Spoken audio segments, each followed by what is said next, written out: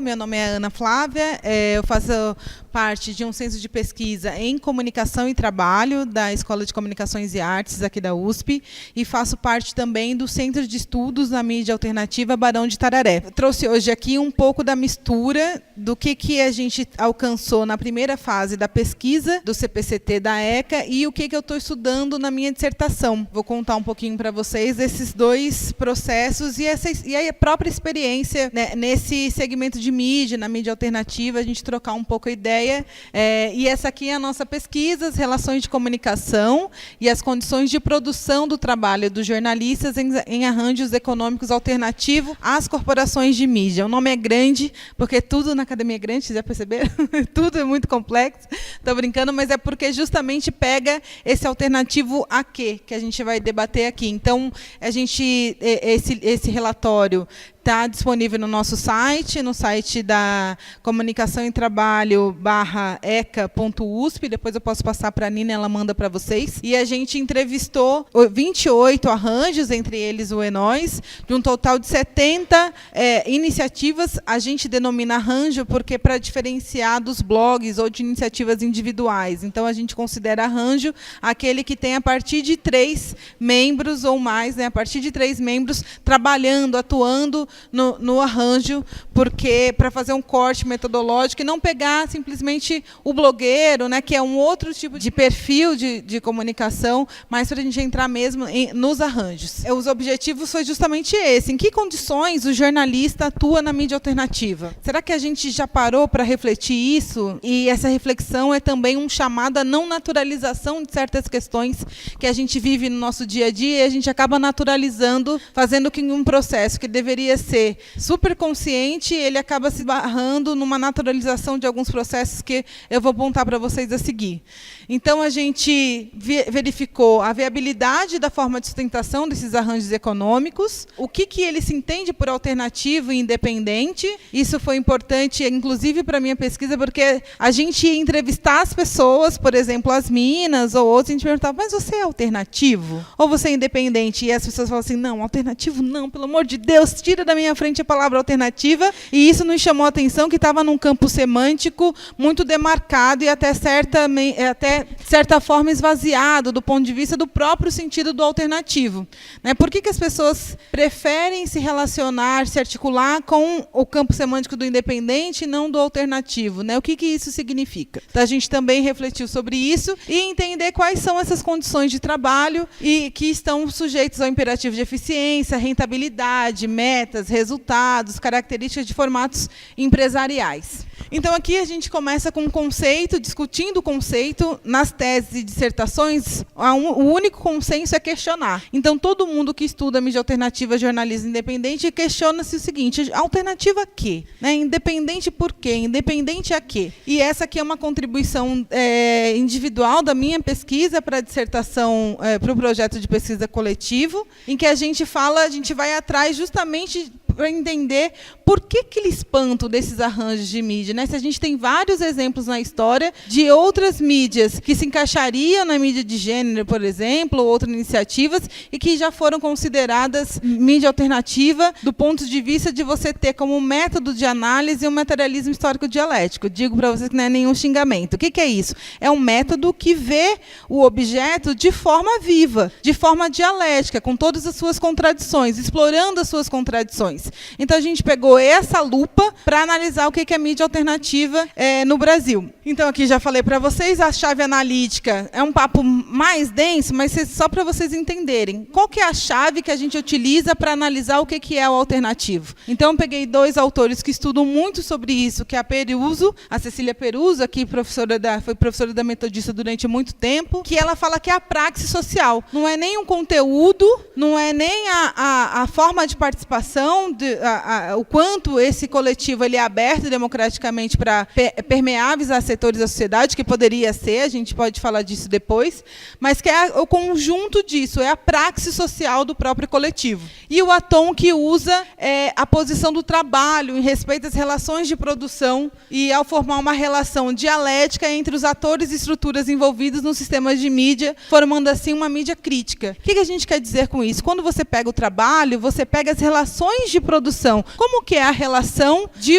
você vai ter uma mídia, vai protagonizar uma mídia independente? Como é a sua relação com seus pares, com jornalistas? Como que é essa relação na construção do próprio jornalismo, na construção do próprio coletivo? Ela é aberta, ela é fechada, ela é democrática, ela é horizontal? Isso também influencia nessa caracterização do que é o alternativo. E, através dessa lupa, a gente pega vários outros exemplos da história. Então, o Hipólito da Costa, se eu tirasse o nome do Hipólito, vocês iam pensar que poderia ter sido Tadeu falando sobre isso no Jornalistas Livres, né? Que ele reclama que ele não recebe nada para trabalhar e que ele trabalha em outra coisa, ele é um comerciante, e que ele precisa escrever, fazer jornalismo para mandar o jornal para o Brasil.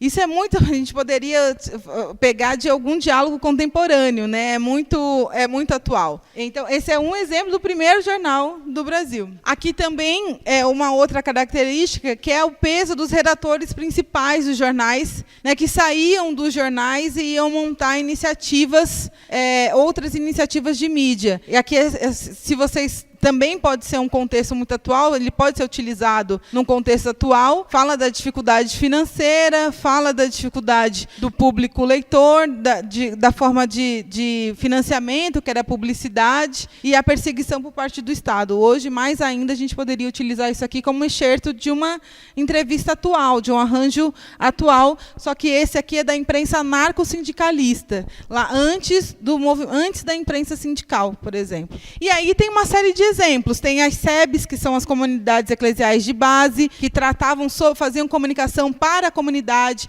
para as periferias, para onde tinham os trabalhadores, e a gente pode ver hoje que tem a Agência Mural, tem uma série de exemplos de coletivos que tratam comunicação com esse mesmo sentido. A luta abolicionista, então tem o jornal do Luiz Gama, José do Patrocínio, jornais que não tinham condições de ser impressos, ou seja, não tinham os meios de produção, mas que, ao mesmo tempo, lutavam para que existisse e pautavam a luta pela igualdade e promoção racial. De mulheres, então, tem vários exemplos de jornais alternativos de mulheres que tratavam sobre costumes, e isso foi revolucionário. Então, falar da educação da mulher, a necessidade da mulher se educar, foi bastante contra-hegemônico em outros determinados períodos. A própria imprensa de resistência, então, de 64, né? Então, a imprensa que resistiu à ditadura militar, os blogueiros, o mediativismo, o medialivrismo e os coletivos que atuam em defesa do jornalismo, que tem umas diferenças, umas graduações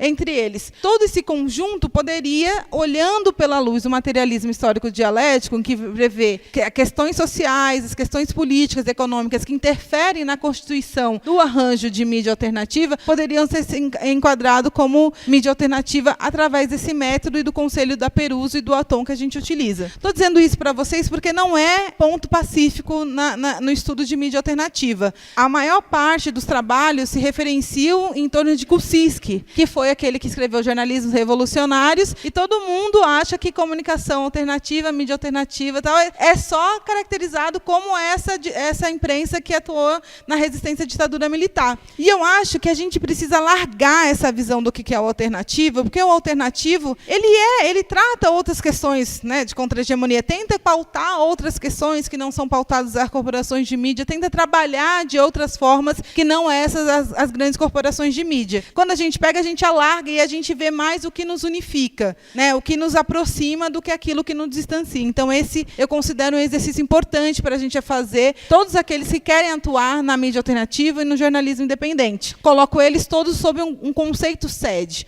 um guarda-chuva, que é o guarda-chuva da comunicação alternativa, que nele estão esses exemplos todos. E aí, voltando voltando à pesquisa coletiva, aquilo ali era um parêntese da pesquisa, da minha pesquisa individual, o que a gente pensou? Como jornalistas estão organizados em arranjos econômicos alternativos às corporações de mídia, como que eles sustentam sua autonomia de trabalho? Como esses jornalistas mobilizam dispositivos comunicacionais a seu dispor para instituir novas prescrições para o trabalho jornalístico? E como essas prescrições, formuladas nesses arranjos econômicos alternativos, instituem relações de comunicações mais democráticas e compartilhadas no processo de trabalho? Se a gente parte de uma visão que a relação de trabalho é outra, então a nossa régua tem que ser outra também. Então é por isso que a gente coloca, como que sustenta a sua autonomia? O debate da liberdade de expressão, ele é um dos fatores que faz com que tensiona o jornalista a sair do veículo de comunicação tradicional para trabalhar na mídia alternativa. Então, em tese, a mídia alternativa tem que ser um espaço de mais autonomia ao jornalista,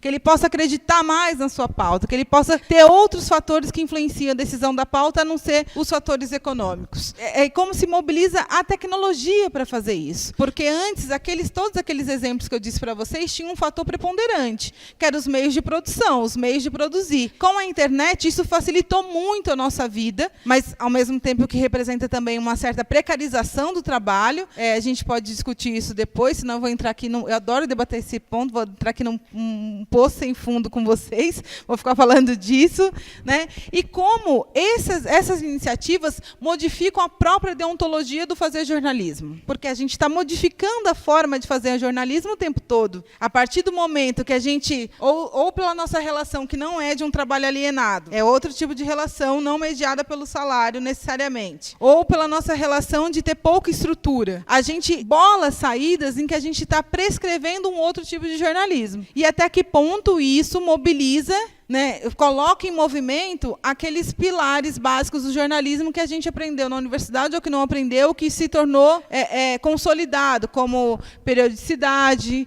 Tem um site que eu falo em toda palestra, que é um site que cobre futebol de várzea em Santa Catarina. E eles falam assim, é o seguinte, a nossa periodicidade é quando a gente tiver uma coisa nova, a gente vem te contar. Enquanto isso, a gente fica na nossa. Que é um fato que a internet alargou o conceito de periodicidade.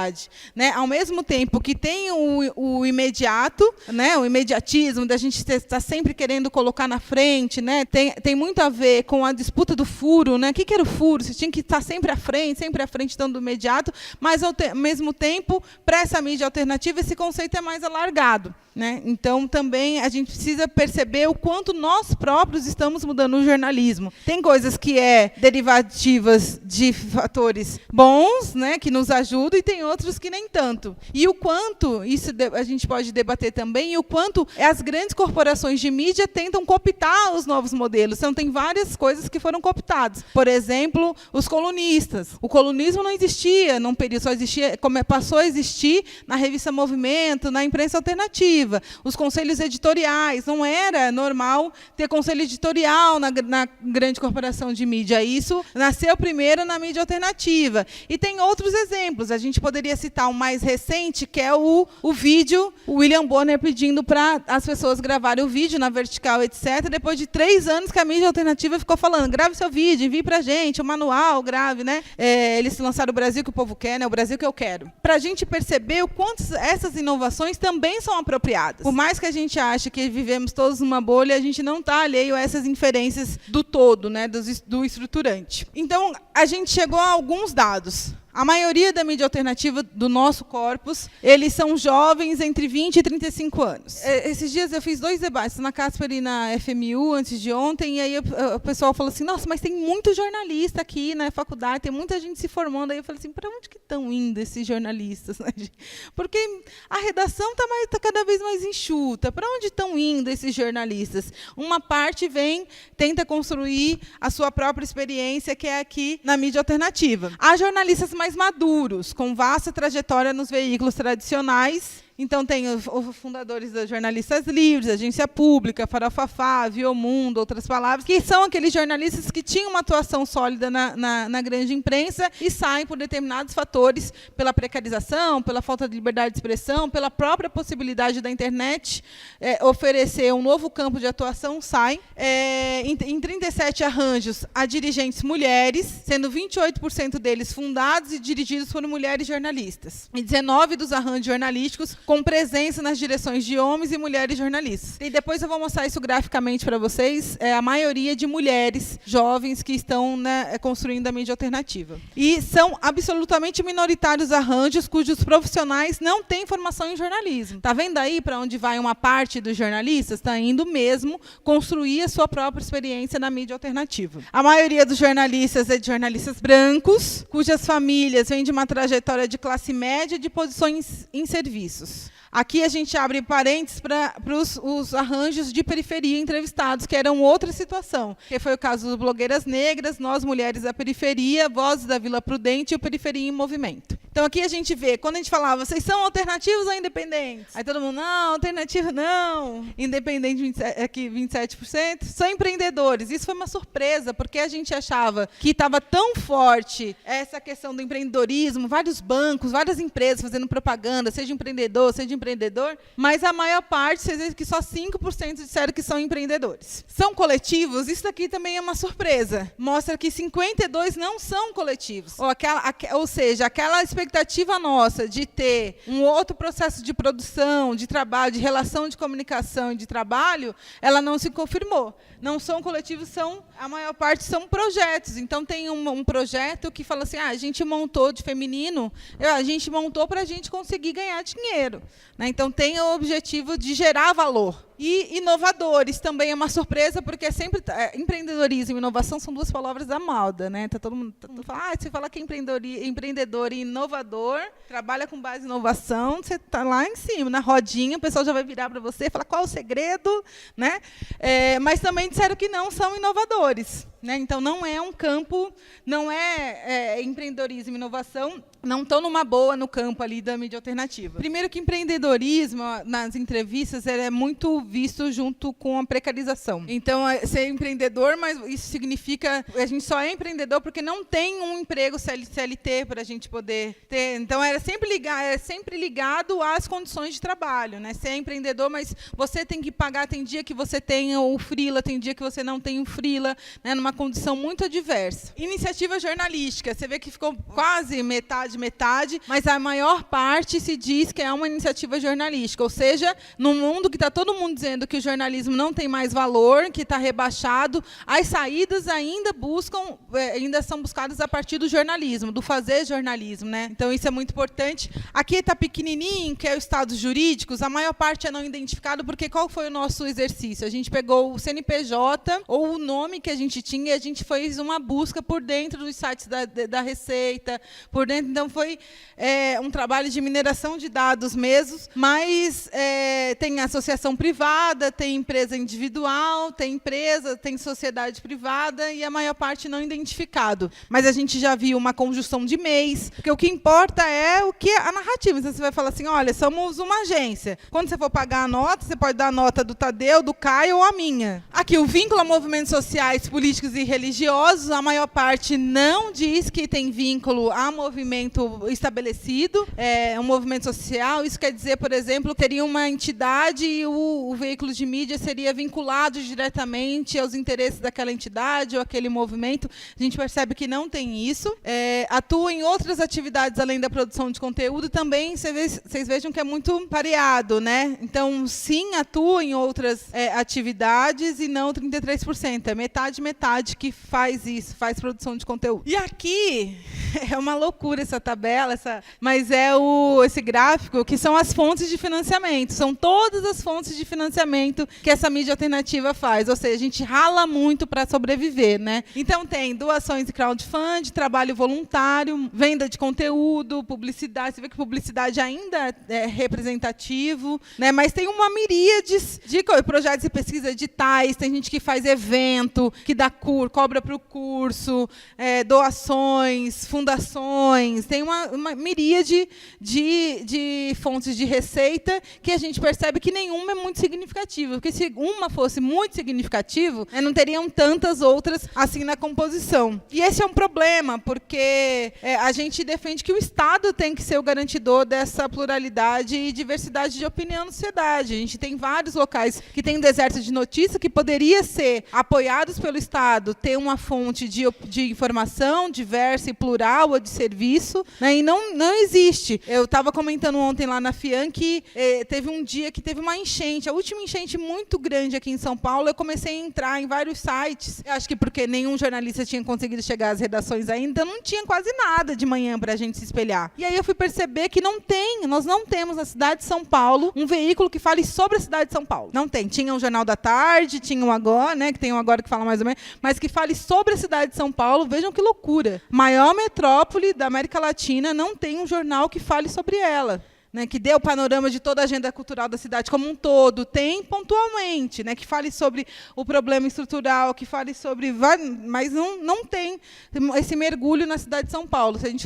Se vocês acharem, vocês me falem para eu começar a dizer outra coisa, porque eu não conheço e tenho buscado até como fonte de informação mesmo e não achei. Mais alguns apontamentos, né?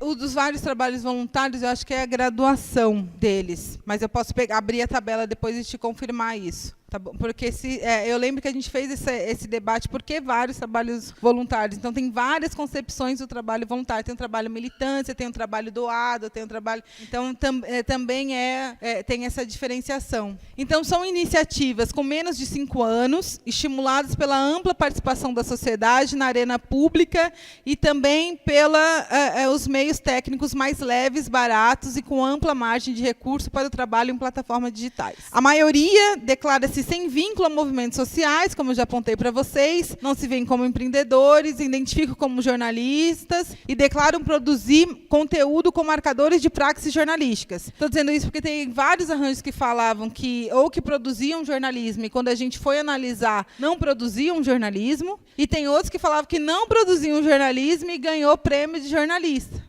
Então, tinha essas contradições que a gente pegou pelo texto de apresentação, né, dos arranjos.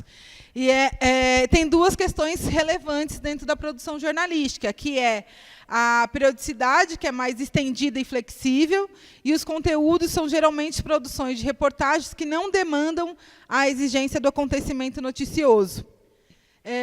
E aí tem os conceitos básicos, né, da notícia como o acontecimento imediato de interesse público e os demais nichos específicos, cultura, esporte, direitos humanos, violência, gênero e periferia, que são trabalhados nesses arranjos. Outro aspecto comum a ambos os grupos é a quantidade de jornalistas que têm relação de trabalho direta remunerada com os arranjos.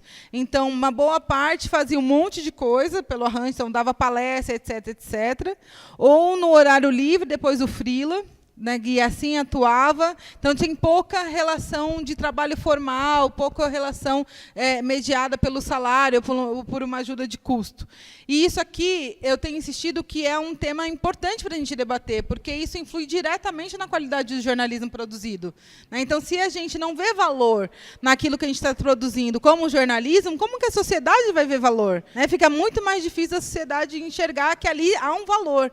E há uma discussão também do capital de invisibilizar o trabalho, né? Achar que uma série de coisas não é trabalho, né? Quando é muito trabalho. A precariedade nos ambientes de trabalho, então poucos têm um local específico destinado para o exercício da atividade jornalística com materiais e espaço próprio. A atividade é exercida pela maioria a partir de equipamentos próprios, né? A gente sabe bem disso, né? Como acontece.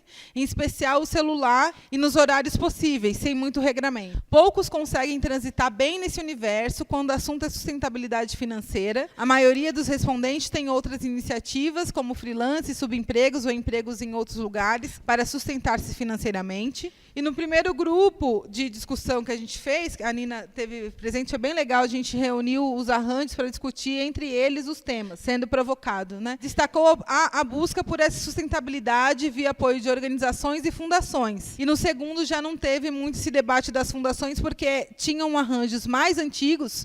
Um dos protagonistas do jornalismo colaborativo no Brasil é a Ciranda Internacional, e várias experiências que nasceram do Fórum Social Mundial, né? Foi ali que começou no Brasil o jornalismo colaborativo, através de uma universidade, a Universidade Federal do Rio de Janeiro, que bolou um sistema que as pessoas podiam ter mais de um publicador, mais de uma senha. Vocês imaginam isso hoje, né? Mas acho que poderia publicar, até 3 pessoas poderiam publicar no site. Isso era super novidade. E esse grupo falava o seguinte: não, a gente não quer dinheiro das fundações, porque as fundações elas acabam interferindo de alguma forma no que a gente está produzindo. Então a gente acha perigoso, a gente acha que prefere seguir outros exemplos de sustentabilidade, de financiamento do jornalismo, que não esse das fundações. Isso é muito marcado dessa geração mais experiente do jornalismo e da mídia alternativa. Mais conclusões, então, há um grande conhecimento circulando entre esses trabalhadores. É isso que eu falei para vocês. A gente tem feito muita coisa boa que é, inclusive, apropriada por outras empresas, outros segmentos, né? Então, a gente precisa ficar de olho nisso, e é preciso apoiar-se na coletividade, senão não sai, né? O projeto não sai. Se você não tem mais gente para compartilhar com você, nem que seja essa visão de jornalismo, é difícil sair. As rotinas produtivas transformam-se como o jornalista em polivalente e multitarefa. São duas palavras muito diferentes que as pessoas têm colocado no mesmo campo como iguais. Polivalente está mais relacionado a diversas habilidades, e multitarefa mais relacionados a sistemas. Mas o que a gente vê é que o jornalista hoje, aquele que só escreve, está ferrado. O jornalista precisa, no mínimo, escrever, saber editar minimamente um vídeo, saber diagramar minimamente, saber minimamente de métrica de redes sociais e de criação de redes sociais. No mínimo, tudo isso. É claro que tem uma origem do modo de produção toyotista, que mudou, né? Não era mais aquela coisa do Charlie Chaplin, dos tempos modernos. É outra forma de produção, em que exige da gente toda a nossa subjetividade. Aquele lance, pelo menos o cara saía ali do exercício maquinal e ia para casa, pensando na máquina, né? Como o Charlie Chaplin. Ali no trabalho ele poderia pensar em outras coisas enquanto estava fazendo um movimento manual. Hoje a gente não pode fazer isso. Hoje a nossa subjetividade está entregue total ao trabalho, e por um longo tempo, né? Não é mais a jornada de 8 horas, é uma jornada de 10, 12 horas, no mínimo, né? Então, tem esse processo que se dá tanto na corporação de mídia quanto na mídia alternativa. As redações são espaços virtuais de conexões com fontes, equipe de trabalho, suporte técnico e logístico. O trabalho colaborativo em rede se dá em sua expressão plena, seja entre equipes com pessoas em diferentes países, estados do país, seja em diferentes bairros da cidade. Eu estou estudando, por exemplo, uma agência que é a Agência Presença, que é uma agência mundial de notícias humanistas, né? É um movimento humanitário, e eles buscam esse enfoque. No Brasil, eles não fazem reunião virtual, mas na redação geral mundial há uma redação virtual, para ter esse alinhamento a uma redação virtual. Essa aqui é uma contribuição da minha pesquisa, e eu estou estudando como que é essa organização na rede. Se não é o espaço tradicional de redação que a gente vê, como que ele acontece, né? Como eles são organizados, como se dá o fluxo de trabalho nessa redação virtual. O trabalho coletivo mais horizontalizado mantém, no entanto, níveis de responsabilidade hierarquizadas. Isso é bom falar, porque às vezes a gente tem uma noção de democracia ou de horizontalidade nesses coletivos, que é todo mundo faz tudo, todo mundo manda em tudo, etc. E isso é uma falsa ilusão, não existe isso. Existem responsabilidades diferenciadas. Você vai fazer edição, né? Eu vou fazer outra coisa, né? Ou em momentos a gente troca essa tarefa do que a gente tem que fazer, mas existem responsabilidades diferenciadas, inclusive quem representa esse coletivo, essa organização. Há também arranjos menores em que o trabalho colaborativo é dividido em tarefas determinadas e que se complementam, mas atribuem a cada responsável o papel de definir o que será publicado. As reuniões de pauta, nesses casos, podem ser virtuais ou presenciais, a depender dos recursos e das localizações. O que eu tenho percebido é que quanto mais precarizado, mais a dependência de tecnologia para exercitar esse novo jornalismo. E o trabalho desses jornalistas gera muito conhecimento, como a gente já vem reiterando aqui nessa apresentação, muita informação, e eles não recebem nada por isso. Os mecanismos atuais de metrificação de dados revertem um conjunto desse trabalho, produtos e conhecimentos de como trabalhar, um valor mensurável para ser ofertado no mercado. O que a gente quer dizer com isso? A gente não recebe nada, mas alguém está recebendo. Alguém está recebendo nessa cadeia de distribuição de comunicação, né? A gente pode dizer que hoje quem recebe muito pelos trabalhos esse tipo de iniciativas é o Google e o Facebook, armazenando dados, né? Organizando esses dados, sabendo com quem a gente se relaciona, como a gente atua nessas redes. Então, isso tem gerado valor. Então, por mais a gente falar, esse é o trabalho voluntário aqui, ninguém ganha. Isso precisa ser desnaturalizado. Tem alguém que ganha. Tem alguém que ganha em capital simbólico, tem alguém que ganha alguma coisa. E esse processo precisa haver a discussão. Nos meus objetos de estudo, eu falo para eles, mas vocês se discutem? Precisa ter a discussão. Precisa ter a discussão da organização, precisa ter a discussão dos rumos daquele coletivo, precisa ter a discussão do que a gente está fazendo, sabe? Colocar a bola no chão e falar o que esse coletivo está fazendo, para onde que ele vai, como que essa relação de quem nos representa, essas tarefas, como essas atribuições são distribuídas. Isso tudo precisa ficar muito claro, principalmente para aqueles novos que chegam, porque quando tem uma organização cristalizada e não há o debate sobre isso, aquela pessoa nova chega, o processo dela vai ser sempre incompleto. Então, se a gente está falando de um trabalho que ele não é estranhado, ele não é alienado, né, ele é motivado por outras significações, reproduz novas significações, se oculta essa parte da organização do próprio arranjo, fica incompleto o próprio posicionamento daquela pessoa que está chegando. Vocês estão entendendo? Assim, fica uma lacuna da organização, né? Então, o trabalho, se você omite uma parte da organização, omite que tem um núcleo, omite que tem um grupo de pessoas que é mais executivo, etc., você torna ele inacessível. Você torna esse núcleo inacessível para quem está chegando. Então, tem que sempre deixar as claras. Eu acho que esse é um ponto negativo. Os veículos de comunicação alternativa não se debatem, não conversam sobre si próprio, não conversam sobre o seu próprio processo. E isso torna que seja, pelo menos consciente do que deveria ser esse trabalho não alienado.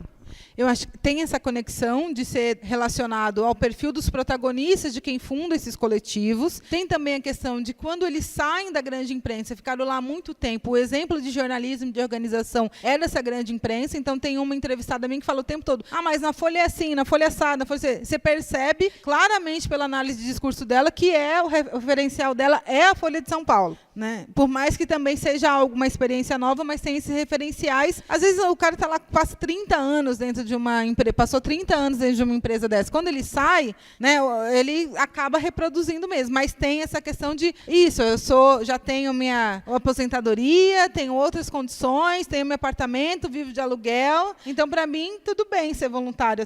Eu tenho minhas condições de fazer, só que aquela pessoa nova que está chegando não tem as mesmas condições. E hoje, inclusive, a precarização ela é muito mais estruturalizada na nossa categoria do que em momentos atrás. Então, há também essa questão. E só queria marcar essa questão de que não vamos pensar que a gente não é assim, né? Não vamos naturalizar o processo de produção e de circulação do produto que a gente está produzindo, né? Da notícia, né? Da matéria jornalística, porque tem alguém que ganha e a gente precisa refletir mesmo, não só sobre esse processo, não só sobre o processo de precarização, porque às vezes as pessoas acham, eu não ganho, então é super normal eu ficar 12 horas, 14, 15 horas no celular trabalhando para um determinado veículo de mídia, né, todos os dias. Tem uma entrevistadora que fala o seguinte, outro dia eu estava no banheiro, aí eu peguei o celular, quando eu vi o vídeo, eu saí correndo, não consegui nem ir no banheiro direito, porque eu já fiquei pilhada com o vídeo que eu vi no grupo e eu tinha que fazer alguma coisa, porque ele estava errado. Ou seja, a gente não pode naturalizar esses processos.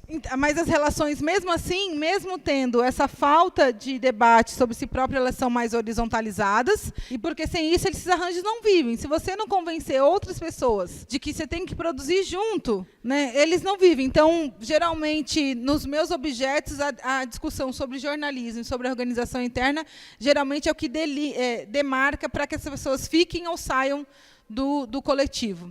A única perspectiva que tem é de manter e aprofundar a colaboração horizontalizada entre seus membros e entre os arranjos. Essa aqui é uma grande novidade, está aí a inovação na forma de trabalhar e compartilhar. A gente diz isso porque uma mídia alternativa, sozinha, isolada, ela tem um potencial, uma mídia alternativa atuando junto, o potencial é completamente outro. Caio, Tadeu, não sei quem mais aqui já participou das nossas experiências de cobertura colaborativa e que a gente monta uma central de mídia, por exemplo, colaborativa, com vários veículos, a gente detona. Teve vários momentos que, citando aqui um, que foi o depoimento do ex-presidente Lula em Porto Alegre, a gente conseguiu montar uma rede de 800 rádios comunitárias, uma central de mídia para todo mundo trabalhar junto, programação na rede, 12 horas seguidas, um negócio que só é possível se a gente trabalhar junto. Se a gente trabalhar separado, não, é impossível fazer esse tipo de coisa. Em vários momentos, na cobertura do impeachment, a mídia alternativa tinha mais gente do que todas as corporações de mídia junto. Né? Você imagina que se a gente fosse mais organizado, o que não daria para fazer com isso? Né? Inclusive, a gente foi referência para jornais internacionais, porque eles vinham e falavam assim, poxa, os jornais só falam a mesma coisa, falem coisas novas, vocês, etc. Então, foi uma experiência bastante interessante. Então, aqui, a solidariedade entre os profissionais, porque o trabalho é extenuante, a cooperação economiza força física, intelectual, tempo e recursos. Né? Então, é isso que a gente está falando aqui. Quando a gente trabalha junto, a gente é muito mais eficiente, a gente consegue furar bolhas, a gente consegue ter um material mais coeso. E também as relações mais horizontalizadas criam uma força política, um campo de mídias alternativas e independentes, cria também uma marca, uma maneira de trabalhar e produzir jornalismo. Essa sinergia tem sido pouco percebida e aproveitada. Há potencial a ser aproveitado e estimulado. Isso aqui já é um nicho para vocês, eu dando um toque para quem quer uma oportunidade, pensar também em projetos nesse rumo. Na pesquisa, eu senti como um nicho de mercado, porque como há uma precarização e nisso a terceirização, então as relações são mais enxutas, a saída para essas corporações de mídia é contratar coletivos de mídia para produzirem para si. A integração que a gente viu foi essa, assim, de ser uma relação de aproveitamento e até às vezes de cooptação desses novos arranjos como inovação, como trazer mais pluralismo para suas folhas, para suas manchetes. Não que isso represente uma mudança estrutural no posicionamento do grupo grande de mídia, né, da grande corporação, mas como uma forma, como tem que a redação está enxuta, tem que precarizar. Esses meninos estão produzindo coisa boa, de uma forma legal, uma forma que a gente precisa se pintar de plural e democrático, etc. Vamos aproveitar isso aqui que a gente gasta bem menos. Né? Então, essa relação que a gente viu. E essa questão de aproveitar essa palavra profissional, tem vários outros dispositivos que são aproveitados. Por exemplo, quando eles falam o jornalismo é profissional, ou somos contra o jornalismo engajado, como tem no novo circular do Grupo O Globo, nós somos objetivos e imparciais, eles estão utilizando uma estratégia discursiva para legitimar a ideia de que eles fazem mais jornalismo do que todo o resto. Querem voltar a ser o quarto poder. Né?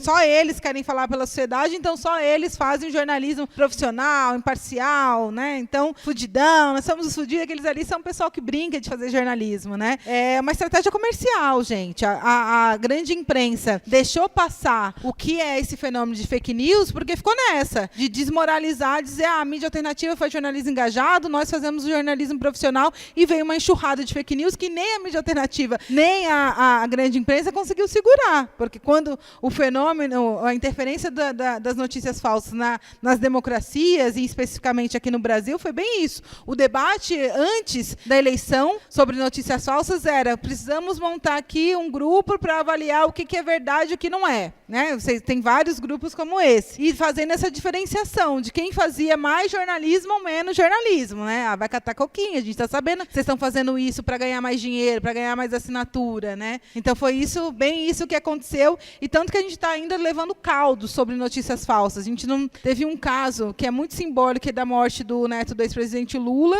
que a notícia falsa foi que o Lula mesmo tinha tirado a verba para vacinas de meningite. Que isso foi uma baita notícia falsa. Né? Então, não acabou. Tem vários exemplos de notícias falsas que a grande imprensa não conseguiu, ficou nessa de se legitimar e não conseguiu responder a esse desafio. A gente parte do mapa de jornalismo independente da agência pública, então a gente parte dali. E a partir dali a gente recortou a Grande São Paulo, então são 70 arranjos da Grande São Paulo. A gente tirou quem não tinha nascido na internet. Então, por exemplo, a revista Fora não está aqui, ela nasceu do impresso. A gente só deixou quem nasceu na internet. E o espectro ideológico parte muito desse mapa, né? Aqui, a nossa luz de análise é o que é hegemônico e contra-hegemônico. Não tem mídia de direita, não tem o antagonista aqui, por exemplo, não tem essas novas mídias de direita, até porque isso gera um outro debate, se essas mídias são mesmo alternativas, o que poderiam justificar que elas seriam alternativas ou não, porque às vezes o mesmo discurso e o modo de produção é só para reforçar o hegemônico, mas isso tem aparecido em todos os debates que eu vou. O pessoal pergunta, antagonista, será que você considera antagonista mídia alternativa? O MBL mídia alternativa, o República de Curitiba mídia alternativa? E a minha resposta é sempre essa. Para mim, a teoria que ilumina meu objeto é justamente o Gramsci, que é nesse campo de hegemonia e contra-hegemonia. A gente teria que aprofundar se são, mas, ao meu ver, já no primeiro contato, eu acho que não são, por reforçar tanto o modo de produção como o discurso. Tem um que eu estou estudando que, na entrevista, o editor falou assim, não, mas aqui, você precisa ver meu processo seletivo para estagiário. Nem eu passaria no meu processo seletivo para estagiário, do jeito que eu sou tão duro. E eu, sei, né? A gente já percebe de onde parte esse tipo de opinião, né? Esse tipo de concepção do trabalho jornalista, para fazer um processo seletivo como esse, né? É muito similar ao que acontece em outros espaços das corporações de mídia, né?